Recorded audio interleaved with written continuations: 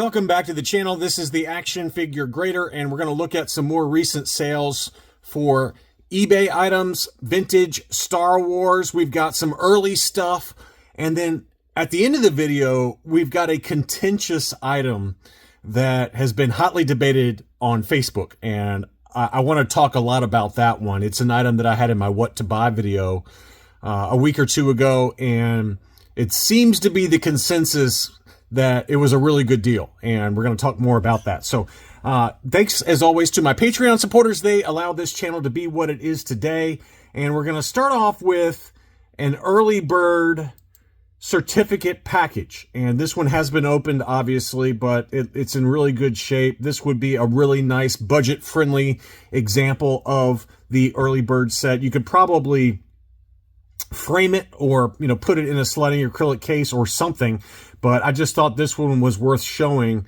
because you don't see these pop up that often. And, you know, again, obviously it's been open, but it really does display very nicely, very good condition. And it had catalogs and kind of all the Space Club insert, all that kind of stuff. And that one did sell for $575, 28 bids in an auction.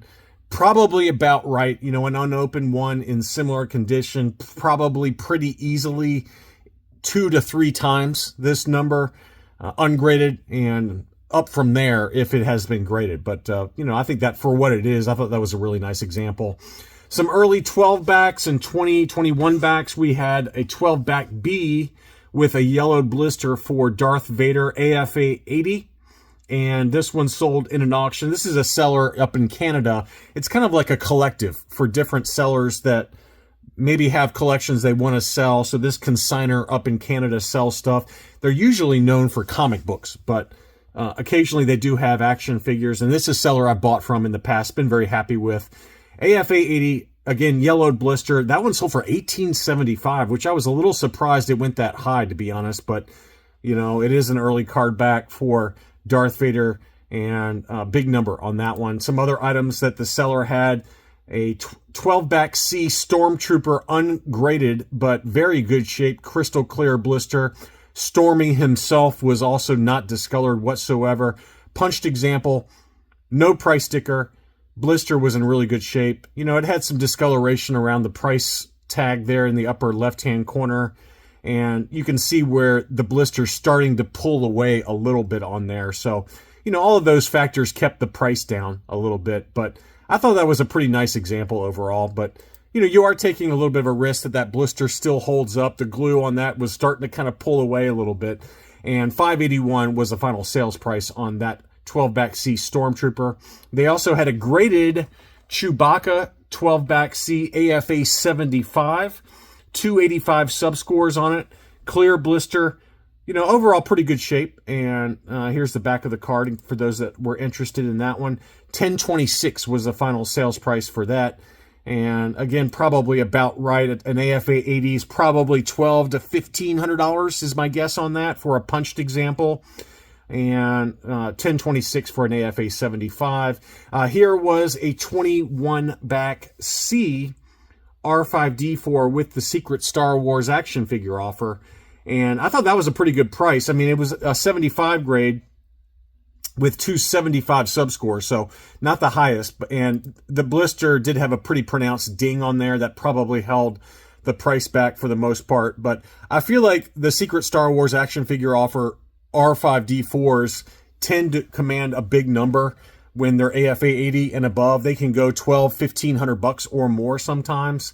It's one I would like to have at some point in my collection, but not in a big rush. Here's the back of the card there with that secret Star Wars action figure sticker on the bottom portion of the card. So that one did sell $517. I thought that was a very fair deal. Honestly, that's probably about what it would sell for ungraded. So that to me seemed like a pretty fair deal if you can live with a 75 grade.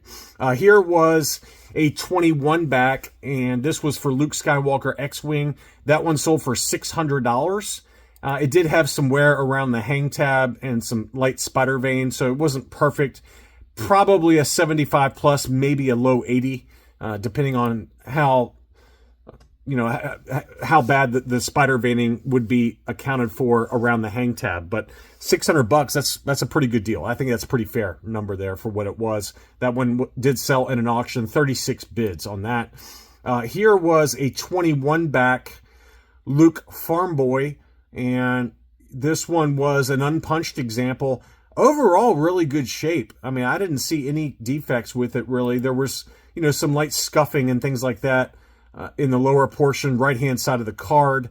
But, in general, I thought that was in pretty good shape and has a decent chance at an overall 80 grade. Maybe it gets a 75 because of the light discoloration to the card back, but the blister and figure were both in excellent condition. $1,000, I think, was spot on, if not even a little bit low for what that was. So very nice example there. Here was a beautiful Palatoy Greedo. This was a UKG 80% punched example, but how beautiful is that to see that Palatoy logo early card back there. And this one was a 20 back Palatoy, again punched UKG 80%. The card score was a 75, but the blister and figure were both 85s. And that one sold for 920 pounds, which is about 1,173 US dollars. I mean, you can't argue with that price. I mean, that's a great deal, I think, for what it is. And, very, very nice deal, I think, for somebody there. Speaking of Greedo, here is one that Gold Star Tech had at auction. It was a clear blister 41 back E. And again, punched. It did have some wear around the hang tab, as you can see there, but overall, pretty clean example. I think it probably gets the 80 grade, and that one sold for $539. It does seem like Greedos on any ESB card back variation do tend to go for pretty decent money, graded or ungraded. And that one sold again for $539 on 33 bids. Here was that yellowed blister 47 back IG-88 punched example with 2 price stickers. That one actually went maybe a little higher than I expected. Straight 80 subscores on that one, but again, it was a yellowed blister 605. It wasn't like an overpay by any drastic, measures or anything like that. I think a clear blister would probably be $800 plus, so maybe 605 is about right. I don't know.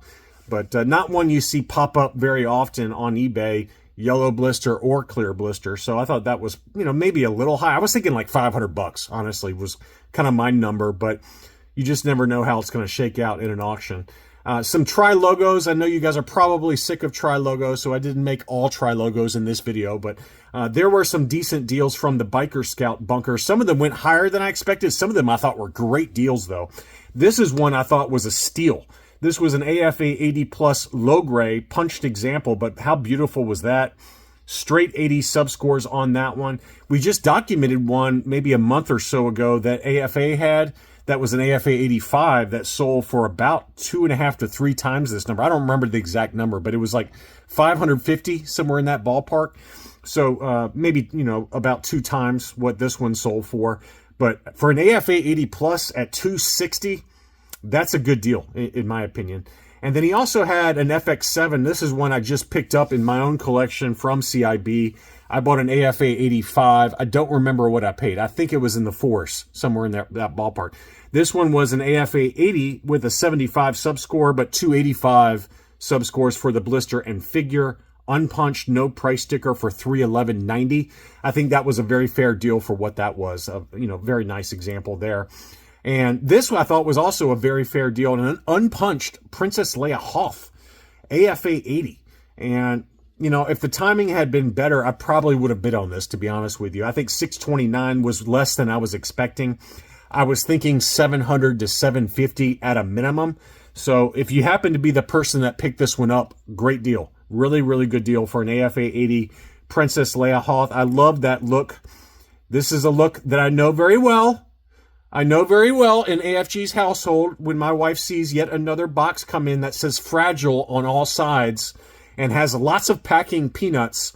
My wife wants to know what is in the box. I immediately scurry back to my collection room to unbox it away from her so she has no idea what I spent on it. But that's a look I'm very familiar with. $629 though, that's a great deal. I think that was a good deal. This one sold, I thought, for a very fair price. AFA 85 Han Solo Bespin punched example. I just picked one up for about the same price from CIB, if not a little bit higher than this, but great deal there. AFA 85, 85, 85, 80 were the sub scores. Mine's straight 85s, you know, potato. And, you know, it went slightly less than what I paid for mine, but kind of in the ballpark at $819. The R5D4, you know, I think is high, okay? But in all fairness to whoever bought this, this one was it was labeled interestingly, okay? It says Macau semicircle punch. I have no idea what that means when they say semicircle punch. Macau. So I'm assuming that there's a Fabrique à Macau. You can see the Fabrique à Macau sticker in the lower right. But I'm assuming that there's two different punch types. Maybe there's like a UFO or, you know, a full circle punch on the hang tab versus the half circle punch, which is the more common. But that Fabrique à Macau sticker in the lower right is pretty cool there. And it was an AFA 85. So very, very nice. Now, I thought it went a little high, but I did go back and look, and there was an AFA 85 that CIB sold that was just a typical pallet toy. No kind of Fabrique à Macau. And that one sold for like big money. It was like $1,600 or something crazy like that. And I would wager that there's very few of this particular variation on the population report just because of the Macau sticker in the lower right and the semicircle punch. I bet this is one of two type thing. It does have a little bit different blister style than mine. It looks maybe even slightly larger blister style. The slanted corners, the slanted top on it. So it's definitely a cool variation. And I'm not going to dog anybody for spending $920 on it because it was an AFA 85. And certainly a better deal than the standard pallet toy that sold maybe a month or two ago, but from CIB. So I guess you could make an argument it was cheaper than that one and a variation. So very cool there. And here was another one that I thought went maybe a little higher than I expected. This was a made in China Luke X-Wing tri-logo AFA 80. And that one did sell for $920. And, you know, it had a fairly noticeable crease around the hang tab there that appears to go from the hang tab all the way to the side of the card. So you could make an argument that the 80 grade was pretty generous for the card subscore, but it sold for $920, and I was thinking $650. That was kind of my number. $650, maybe $750 top. But again, I'm not going to dog anybody for spending $920 on it because I know I've overspent on some of the tri-logos I picked up this year. You know, one that you would, like the TIE Fighter palette, for example. AFA 80, I bought it on Hakes for like, I forgot what the number was, but $850, $900. And then another AFA 80 pops up on eBay and it sells for less. So, you know, we all do it, but it did go for more than I was expecting at $920, but absolute stunner there. All right, I know you're tired of tri-logos, so I'll leave it alone now. We've got some other vehicles and things like that. This was a tri-logo mini rig indoor forest ranger, open but unused contents, unused sticker sheets, sealed for the blaster cannons that you have to attach to the mini rig. So a pretty cool item, $167.50, great display piece with the tri-logo box, a little harder to find for that one. I thought that was nice. And two different AT-ATs sold. First was another one from Ice Collectibles. I moved it back in the lot here that I'm covering because I've got another AT-AT with the Return of the Jedi packaging that I'm going to cover next. But this one sold for $550, unused contents, unused sticker sheet. This one was the variation that has the accessories packed in, so this is a little bit of a slight variation. And again, it was opened, but it was unused contents inside. So $550 I thought was a really good deal, a really good candidate to send for qualified grading. It probably maxes out at about a 75, but to me, I think that that's worth encasing. And, you know, it just seems like the AT-ATs and the Millennium Falcons in the high grade, they're holding their value, even qualified graded. I think it's worth it, but you know, you got to factor in shipping, the grading cost, shipping back. It's a lot of money, and maybe you just putting it in a sliding acrylic case is probably sufficient. But I wanted to show that one. But here's the big one. This was a mint and sealed box So factory sealed Return of the Jedi AT-AT from Gold Star Tech, AFA-80 near mint.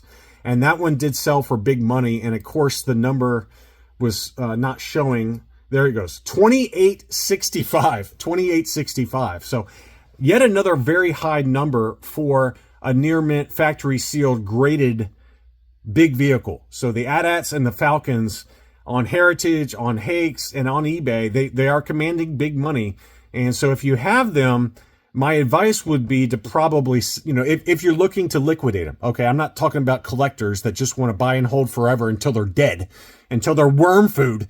But if you have them and you have them as a semi-investment and you're like, it's been in the back of your mind to potentially sell them, I think now's as good a time as any, okay? Because they are commanding big money. And let's face it, Gold Star Tech's items, for the most part, not everything, but for the most part, they're selling for less than probably fair market value. This is not an item I would sell on eBay. I would consign it with Hakes or consign it with Heritage, and you're probably going to do even better than this number of 2865.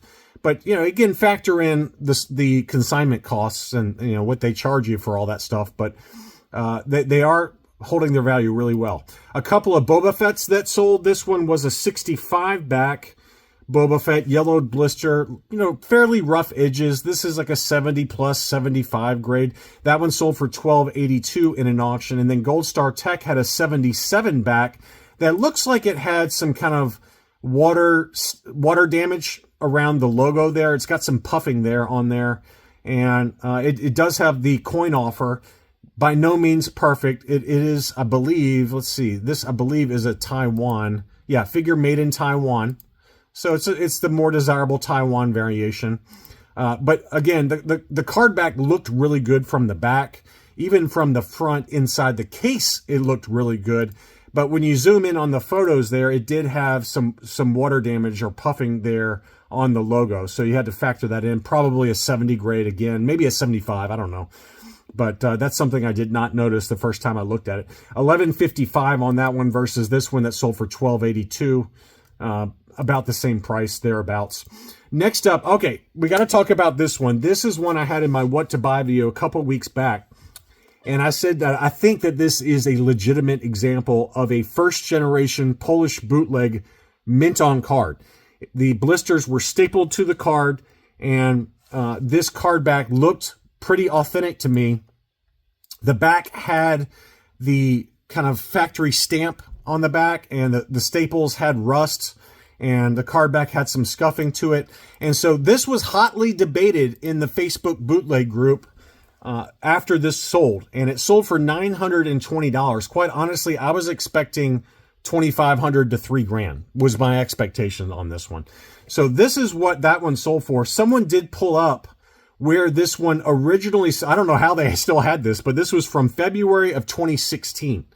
And it's believed to be the same item. You can see the tape behind there or whatever's going on there. You can see some litho damage to the right of the star. And when you go to this one, it looks like it has some litho damage to the right of the star. I don't know if it's in the same spot. Again, it's not for sure that this is the same one, okay? But it looks awfully close.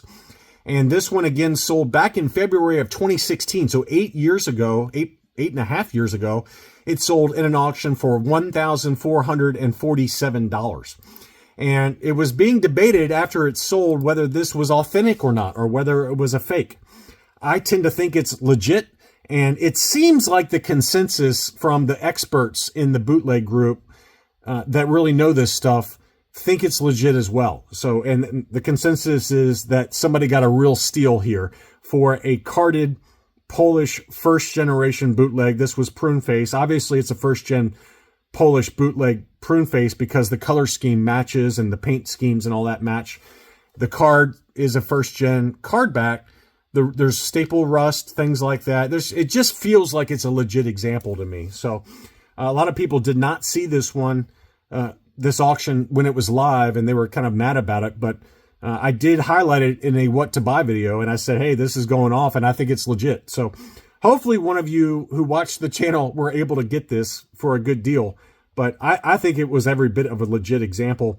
If you are a Polish expert and you're watching this video, I doubt you are, but if you are, you can leave a comment while you're leaving me a like, hopefully, as to what you think about it. But in my opinion, I thought that was a great deal, and I would have rolled the dice on it if I had had the money to spend. I just didn't have any money to spend right now. So anyway, I hope you enjoyed this look at some recent sales on eBay for vintage Star Wars items. Thank you, as always, for watching, and I'll be back soon.